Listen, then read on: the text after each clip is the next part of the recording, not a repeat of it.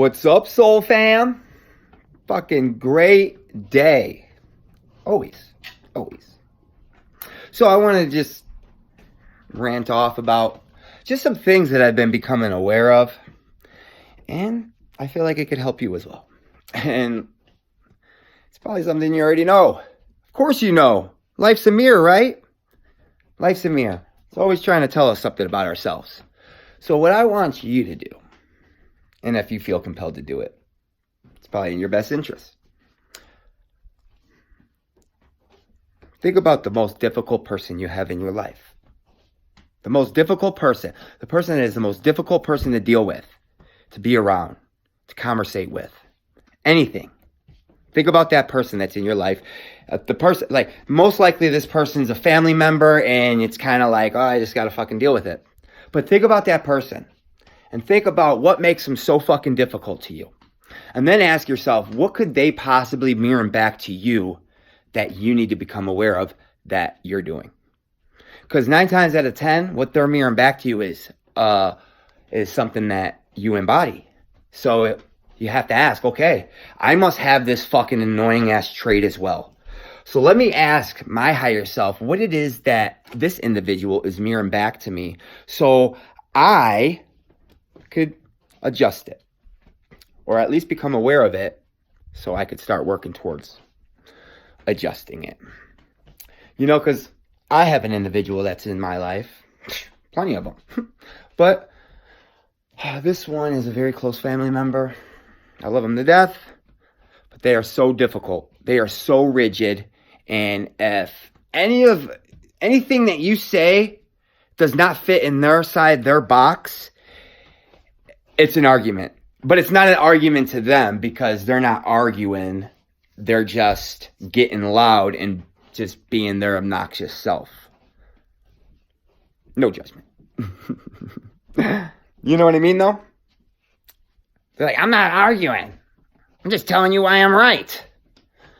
But think about that, you know? Because I did yesterday. And it fucking made me become aware of certain things that I was embodying. And that was being so fucking rigid in my life, in my beliefs, in my practices, in my spirituality, in everything. So rigid. And there's no need to it. In order to fall into full alignment, like absolute full alignment, you got to find your flow. You need to be more fluid. So that's what I'm working towards. And I realized, I was like, wow, you know, I embody some of that. Maybe not that the full potential of that, but I embody some of that. And that is, you know, always having something to say when somebody doesn't agree with what I say, I guess. But I don't even know. Like I said, I just know that I have some rigidness and I'm going to work on that. I am becoming more and more fluid each and every day. Every day in every way, I am becoming more fluid and more flow. So, be mindful of that. Another thing that I was aware of is how weak we come off when we raise our voice when somebody doesn't agree with us. It is like a clear indicator that you're weak. You're powerless, because in order to feel like you have to get your word across, you have to raise your voice.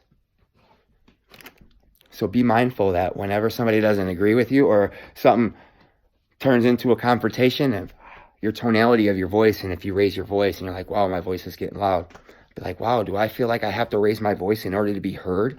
Do I feel powerless, and in order to gain power or give the illusion of power, I have to raise my voice? And be mindful of that, because it really, really does come off as being weak as fuck. It does. And becoming aware of it is the first step to fixing it. So I'm going to work on that, because I have a tendency of, you know, when someone raises their voice at me, I raise my voice back. You know, it's kind of like a mirror, I guess, you know. But I'm going to practice awareness and just be like, I don't need to yell. I don't need to yell. Because I am powerful, and my words hold a certain vibration that they will get to the person if they are meant to. But if they're not, then they're not. And they're not open to it. They're closed off, and there's nothing that I could do about it. It doesn't matter if I raise my voice or if I lower it or anything. If they're not trying to hear what you have to say, then they're not going to hear it. So you might as well not even waste the energy. So, with that being said, I want to get into things we've discussed in the past about how everything happens for a reason. There's no coincidences in this lifetime. And you have to start questioning things that show up in your life. You know, for example, I'm staying at my friend's, Soul Fam. And, it was great and everything. But it's just like, my soul gets so freaking boxed in when I start doing things like that. Like getting comfortable under somebody else's roof and becoming codependent. My soul just cannot take it. And that's what was happening. And I was like, man, I just have to leave, So that's why I planned. I was like, I got to go to California. I got to continue this journey that I started, So it was right around the holidays. So I was like, well, let me talk to my sister and see if I could just, come stay with her or come back to stay with her for 2 weeks. So I could just spend time with, the kids and her husband. And just have the holidays. My other sister is coming into town. But then I showed up here. And I realized that I wasn't supposed to come back here. Yes, to visit, but not to stay here. Not to stay here. I'd be taking 5 steps back. So, everything happens for a reason. But while I was here, I learned a few things about myself. And then I also found a possible opportunity that I wanted to share. So I went on Craigslist because I was looking for a ride share, and certain things that I might need along my adventure. And I came across a posting. And this guy is actually going south, way south, deep south. And he needs somebody to drive along with him and his partner to help drive and just, conversating, cool things. And this guy ended up being, practicing Buddhism, and he's spiritual, and it just seemed like this was like divinely guided. And they're going south, way south. I'm not mentioning where exactly I'll be or where this is all taking place, but just know that it's exactly where I want to be. It's exactly where I want to be. And it's all fucking coming together. And it was just me feeling antsy, thinking like, okay, I got to find a move because coming back here ain't going to work. And, I feel claustrophobic over at the other place, and I just need to move around. Let me see if there's any opportunity. And then I came across this, and it was weird. I was laying in bed and I was just like, let me hit Craigslist. Just randomly, intuitively. And I got on there and I found this, and I had this conversation with this guy. He's gonna get back to me today after he talks to his partner, and we're gonna go from there. But that's what I'm saying, guys. Everything happens for a reason. Even if this don't work out, it's showing me that the universe is pulling me, saying, hey, you're in alignment. You're in alignment. But I'm confident that this is gonna work out. I'm confident that this was divinely guided. By the conversation that I had with that guy, everything is it's beautiful. So, Alfonso, if you're watching this video, bro,